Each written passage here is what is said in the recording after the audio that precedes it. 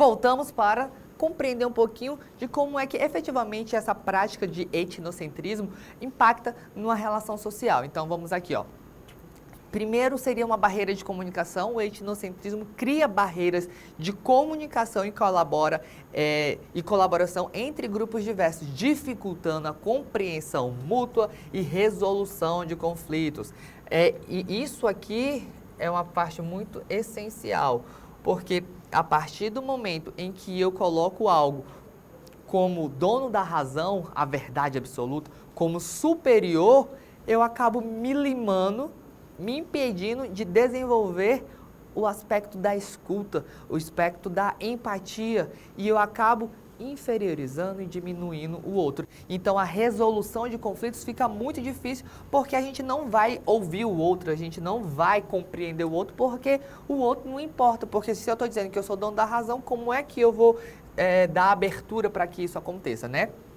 Também temos o aspecto da discriminação e exclusão social, né? Que o etnocentrismo pode levar à discriminação, marginalização e exclusão social de grupos minoritários ou a marginalização perpetuando desigualdades estruturais. Aqui no período escravista, pós a abolição da escravatura, o que aconteceu? Não, só quem é bom é os brancos. Vamos dar liberdade para os negros, mas eles não são dignos. E aí a gente vai excluindo, vai limando, eles vão, toda a cultura, todo o saber é negado, porque não, isso não presta. A gente tem um olhar de referência e a minha razão, o meu conhecimento, o meu saber, por ser o absoluto, acaba limando. Então, você provavelmente, na sua construção, deve ter um olhar de tipo, não, capoeira tem um aspecto negativo. Por quê? Porque vem dos negros e esse tipo de prática é demoníaca e tudo mais. Então, vejo que a nossa construção, a nossa identidade, se colocando como superior, acaba discriminando determinados grupos por um conhecimento que é infundado apenas por uma raiz histórica regada de preconceitos. Então, é esse tipo de desprendimento que a gente tem que se permitir, né, para evitar esse tipo de discriminação social e também de violência. Nesse caso, o racismo ele é muito forte e arraigado disso. As religiões de matriz africana, elas sofrem muito esse tipo de situação, né? Porque em casos extremos, o etnocentrismo pode alimentar a violência e os conflitos entre grupos étnicos com consequências desastrosas para a coesão social. Então, em resumo, se colocar como superior, a sua cultura como a primordial e diminuir o outro, vai dar problema, vai dar BO. É entender que a diversidade deve ser respeitada, compreendida e desprendida de preconceitos. Tranquilo? Falei bonito, né? Então, vamos avançar mais um pouquinho. As estratégias para combater isso, né? Quais seriam os caminhos? Tanto a parte da educação, né? Intercultural, promover educação, que incentiva o conhecimento e compreensão e respeito para as diferentes culturas, é essencial para o combate. Que legal seria se você aí na sua escola de forma... Eu sou protagonista, né? Então, quem sabe fazer um dia de experiências de diversas culturas, né? A gente possa conhecer, vivenciar ali cada sala representando determinado país, para a gente ter um pouco dessa vivência, entender o olhar do outro. É esse tipo. A nossa parte de educação, ela vai ser muito arraigada em buscar conhecer. Educação é conhecimento. E essa busca que instiga a esse romper de fronteiras, romper de barreiras. Então, isso é muito importante no aspecto da educação. Já na promoção de empatia, é buscar se colocar de forma bem resumida no lugar do outro, na diversidade e representatividade, buscar garantir a diversidade e a representatividade em todos os aspectos da sociedade, desde a mídia até os espaços de tomada de decisão, ajuda a combater a marginalização e a valorização da pluralidade, ou seja, entender que não existe apenas um espectro, por exemplo, político. A gente pode ter muito mais representatividade.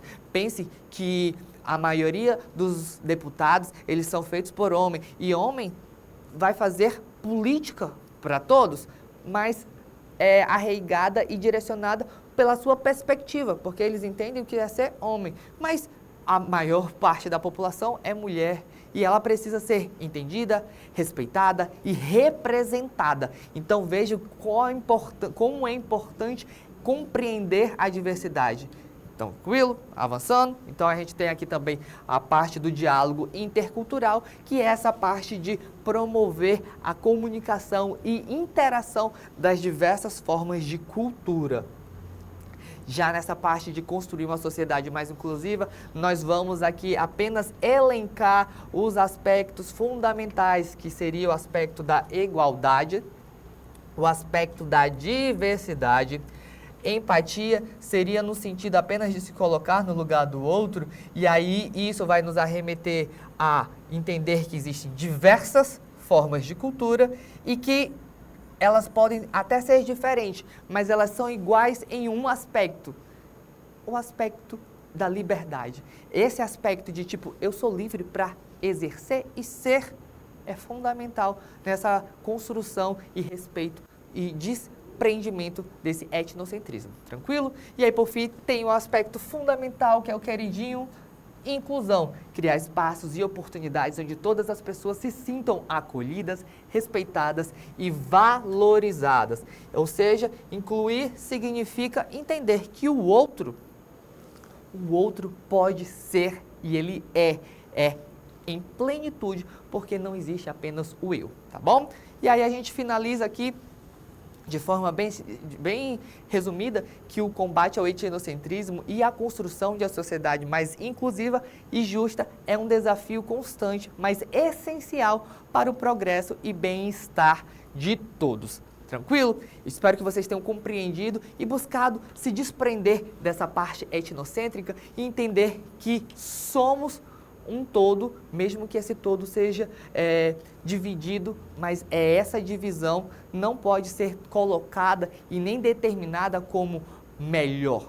É apenas mais uma, tá bom? Essa é mais uma aula da gente, a gente se vê numa próxima, que vai ser tão boa ou melhor, não sei, vai ser mais uma aula e a gente se vê de forma protagonista.